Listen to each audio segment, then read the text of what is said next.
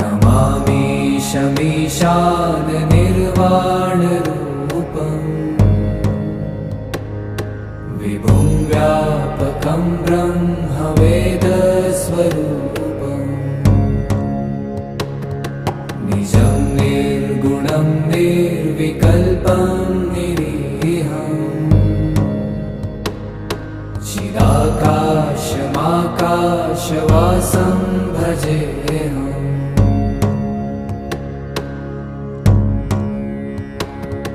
निराकारमोङ्कारमूलं तुरीयम्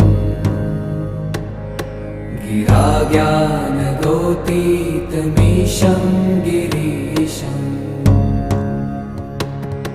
करालं महाकालकालं कृपालुं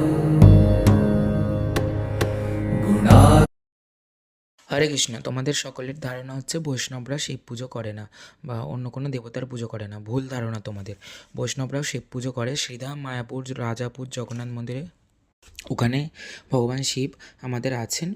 ওনাকে সকল বৈষ্ণবরা, শ্রীধাম মায়াপুরের সকল বৈষ্ণবরা পূজা করেন। তাই সকলকে জানাই শিবরাত্রির মহা শুভেচ্ছা, অভিনন্দন। হর হর মহাদেব।